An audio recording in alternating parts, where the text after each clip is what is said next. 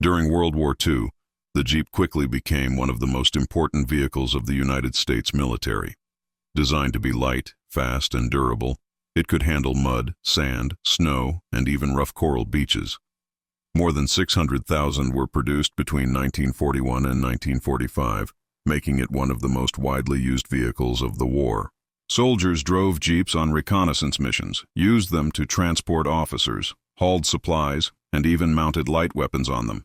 They served as ambulances, field communication vehicles, and sometimes even pulled small artillery pieces. The Jeep's simple design made it easy to repair in the field, often with only basic tools and spare parts. Its reputation for toughness earned it the nickname the Trusty Jeep, and many veterans later said they could not imagine the war without it.